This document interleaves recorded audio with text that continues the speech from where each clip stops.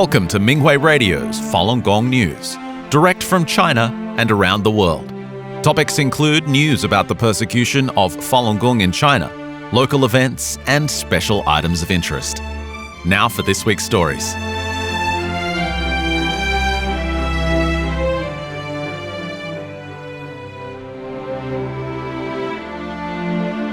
The United Kingdom. The UK Falun Dafa Association received a letter of support from the UK Foreign, Commonwealth and Development Office on January 23rd in response to a report of threats directed at Shenyang performers and their host venues in the United Kingdom. The letter said in part, "This government will stand firm on human rights and is committed to promoting and protecting the right of freedom of religion or belief for all, including Falun Gong practitioners, Shenyang performers, and their audiences. We are committed to responding to foreign interference, including those actions which amount to transnational repression. Any attempt by a foreign power to intimidate, harass, or harm individuals or communities in the UK will not be tolerated."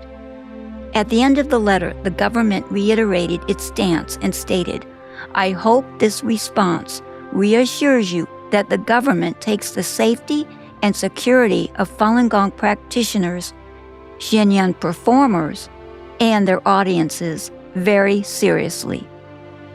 The UK Security Minister, Dan Jarvis, wrote in a February 4th letter to the UK Falun Dafa Association, "Threats to physically target venues and individuals in this way are utterly reprehensible and are an affront to the freedoms and security we all enjoy in the UK." He affirmed that any attempt to intimidate, harass, or harm individuals or communities in the UK will not be tolerated, and that the government takes the protection of its individuals' rights, freedoms, and safety extremely seriously. New Zealand. Dozens of Falun Dafa practitioners held an event at Commercial Bay Plaza in the city of Auckland on January 31st to introduce the practice to the public. They provided a free Falun Dafa exercise demonstration, performed a dragon dance, and spoke with the many people who expressed interest in learning more about Falun Dafa. People signed petitions to declare their support of practitioners against the brutal, ongoing persecution by the Chinese Communist Party. Spectators expressed support for the principles of Dafa, truthfulness, compassion, and forbearance, and felt the practice could benefit people and society. Among passers-by was Imogen Staines, who works nearby. She said she was attracted by the scene of practitioners doing the exercises. She explained that meditating relieved her anxiety and helped her to calm down. Ms. Staines thanked the practitioners for introducing Falun Dafa to the public and said practicing could not only improve people's minds and bodies, but following its guiding principles could help build a better community. She said she hopes to learn more about the practice. Sweden. In the Old Town section of Stockholm, near the Swedish Parliament, is a public square known as Mynterget. On Saturday afternoons throughout January, Falun Dafa practitioners introduced the spiritual practice, raised awareness of the Chinese Communist Party's persecution, and collected signatures on a petition calling for the end of the ongoing human rights abuses in China. Despite the cold, many people stopped to learn more and signed a petition against the crimes. After signing the petition, a middle-aged man told a practitioner that he worked in China 10 years ago.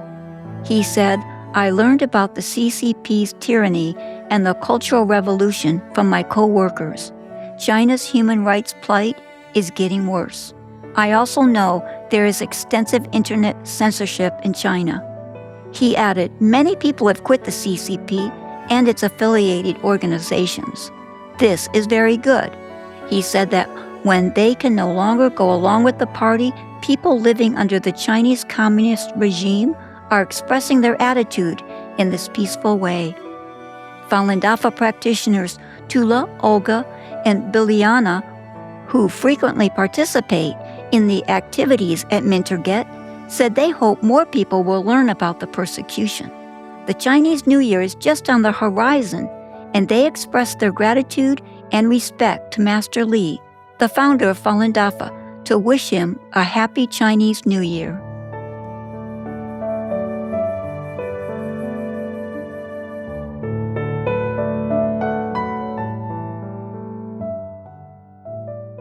The following are selected cases of persecution of Falun Gong practitioners in China.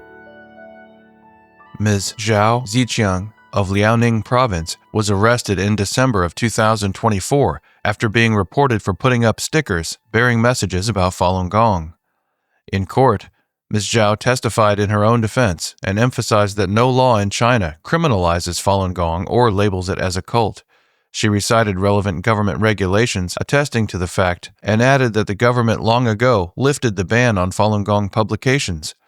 She thus asserted that she had broken no law in exercising her constitutional right to spread messages about Falun Gong. The court nonetheless sentenced her to 2 years, and she was admitted to prison in January this year.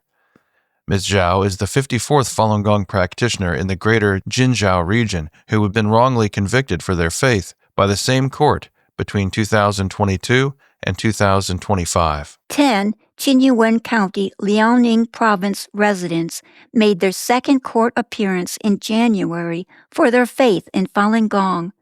The 10 practitioners were arrested and indicted in 2024. The prosecutors accused the practitioners of forming a criminal organization to install satellite dishes and provide the public with access to uncensored information from New Tang Dynasty TV, a New York-based TV station. While Falun Gong practitioners across China did install satellite dishes to help the public receive uncensored information about the persecution from overseas media, the 10 defendants did not do this. Even if they had, there was nothing illegal about it. During the practitioners' first hearing, the prosecutors presented confiscated Falun Gong materials from the practitioners' homes that did not match what was stated in the police-produced list of confiscated items.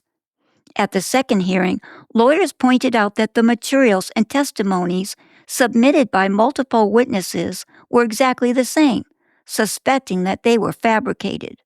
The lawyers accused the police of framing their clients.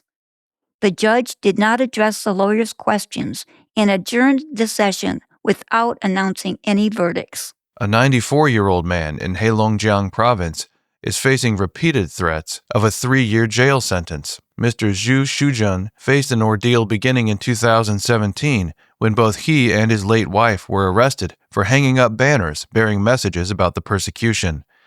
The local court sentenced the couple to 3 years. To avoid jail time, the couple went into hiding, but were eventually tracked down to a rental home. After Mr. Zhu's wife's death, police came to harass him and take him for a medical evaluation, and then sent him to prison. He lost 13 pounds while mourning his wife's passing. He was bedridden. Even the police were shocked to see him in such a terrible state.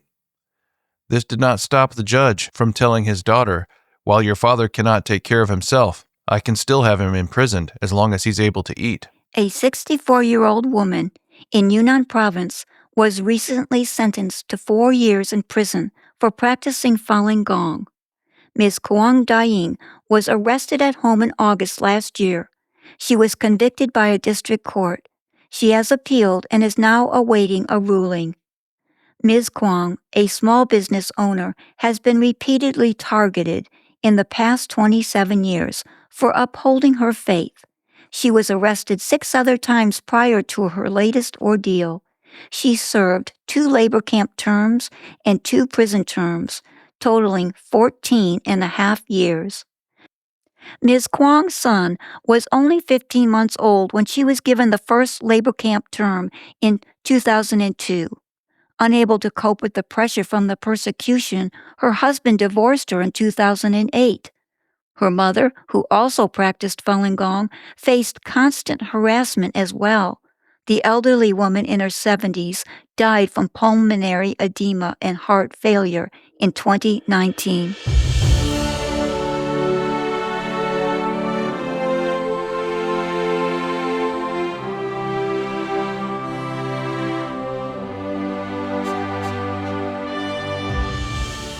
Falun Dafa practitioners in the Netherlands raise awareness of the persecution year-round. Every weekend, regardless of the winter cold or the scorching summer sun, practitioners set up an information booth in the Dutch government's city center to raise awareness of the CCP's persecution of Falun Dafa in China. Practitioners hold regular events on Groot Marktstraat, a commercial street in the center of The Hague. They set up informational display boards, demonstrate the 5 exercises, hand out flyers, and talk to passers-by. Among those who stopped to learn about Falun Dafa were business people, scholars, international students, human rights workers, and tourists. Many who hear about the persecution for the first time are stunned by the actions of the CCP. Others, who already know about the situation, express their support and admiration for practitioners. 2 professors from Leiden University in the Netherlands visited the booth and asked whether practitioners had any materials in Chinese. They explained that they teach biology and interacted with students and visiting scholars from China. They have found that these scholars were unaware of the human rights abuses happening in China.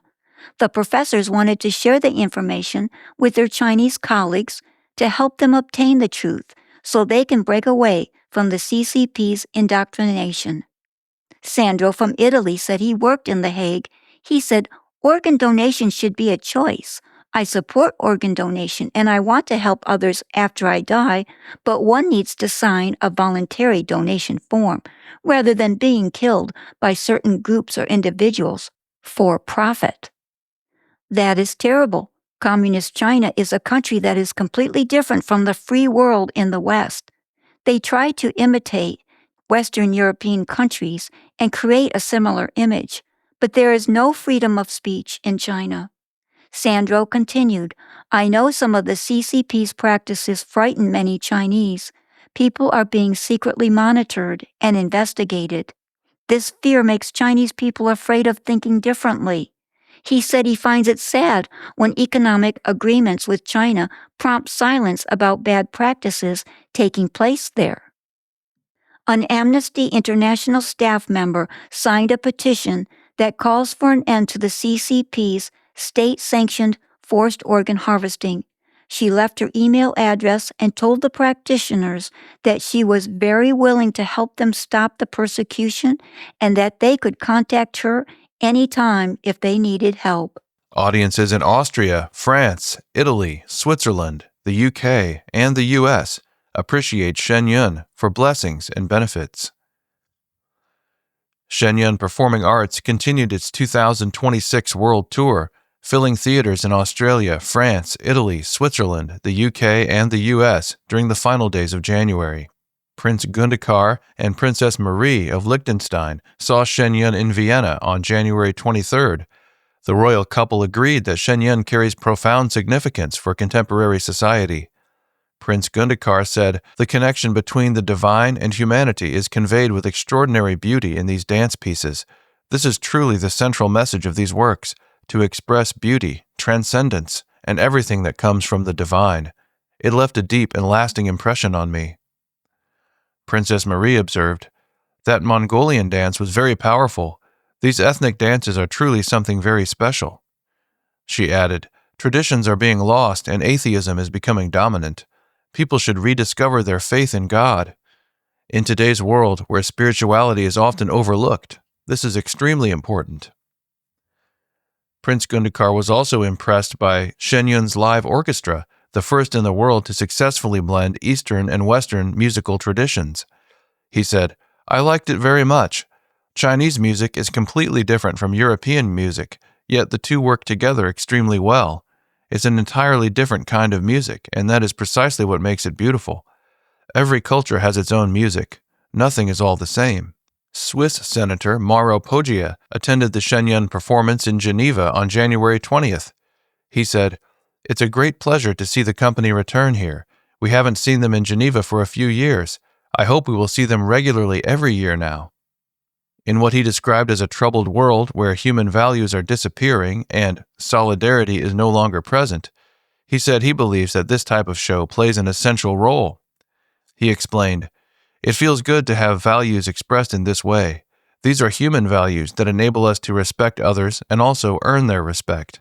They allow us to express what is deepest within ourselves and to earn the respect of those around us." Pascal Lisselingue is a deputy mayor of a Parisian suburb and saw Shenyun in Paris on January 23rd.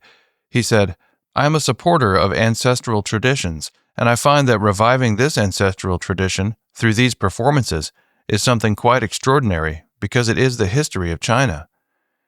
He added, "You feel good when you watch the show. I truly believe that someone who has kindness transmits it to others, and this kindness is there. It exists, and you can feel it." Company owner Katia Algishi saw Shenyun in Milan, Italy on January 25th. She said of the performance, "It was full of magic and spiritual messages. The extreme gentleness and kindness deeply moved me." She added, "I believe that the Creator is with every living being. Every person has a divine side in their heart. They just need to search and discover." The program portraying the Creator descending to save people was very sacred. Oliver Riboa, who is in charge of the French market for a multinational company, saw Shenyun in Paris on January 25th. He shared, "The performance was full of vitality. We felt the kindness coming from the bottom of the hearts of all of the artists on stage. At the beginning of the performance, when the divine beings descended to the human world, we felt the arrival of the divine, where the earth was full of peace. I think the performance can bring extremely great blessings and benefits to different countries around the world." Romania, benefiting from reading Juan Falun. For millions of people around the world, reading the book Juan Falun, the main text of Falun Dafa, was a turning point in their lives. They found new ways of understanding challenges and say their morals have improved.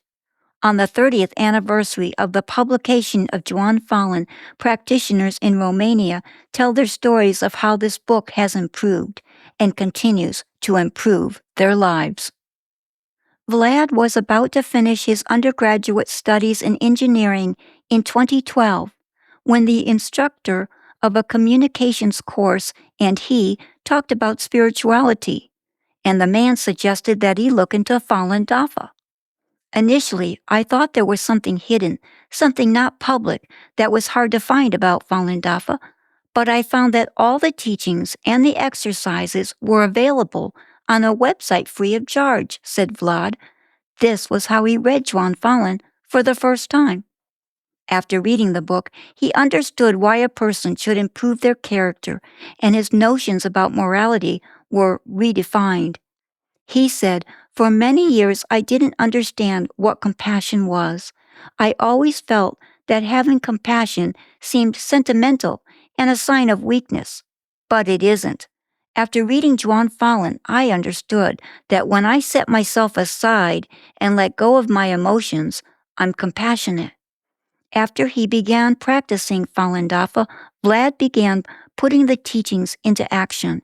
When he told his mother that his relationship with his girlfriend ended and he let her have most of his belongings, his mother felt Vlad was unfairly treated, but Vlad was calm and unaffected.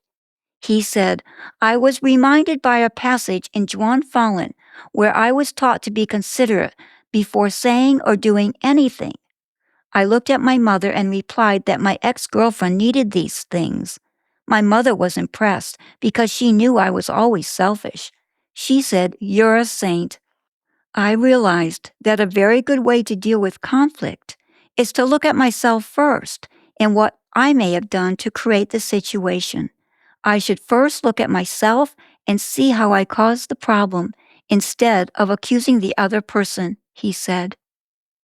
After practicing Falun Dafa for nearly 13 years, Vlad said that he reads Juan Falun every day because it helps guide me to become a better, more balanced person, one who is considerate. Georgiana still remembers the day she decided to practice Falun Dafa. It was August 24th, 2020. The feeling was so strong. Yes, this is it. This is what I've been looking for. This is why I am here, she said. When Georgiana read the Falun Dafa books, they were a ray of hope and a reminder of better times. Ever since I was a child, I had a love for people. I believed that people are capable of great things and always had faith that everyone has goodness in his heart, she said. With the passage of time, these things were overshadowed by the experiences and choices I made in life. Before she began practicing Falun Dafa, her family relationships were strained, and she was in poor health. She was depressed and suffered from panic attacks. After I finished reading Zhuan Falun for the first time, I wept. I felt like I woke up, said Georgiana. The despair faded, and I already had hope. I realized that we can rise up, elevate. Motivated by the teachings in the book, she began taking steps to build her life in a more positive direction. 6 months after she began practicing, she and her then boyfriend of 16 years got married. For years, she had been unable to get her driver's license because she could not control her emotions of anxiety and fear. She was finally able to pass the driving test. I still have many things to do. I have many attachments to get rid of, she said, but I know that through studying Zhuan Falun and advancing in cultivation level by level, we will succeed.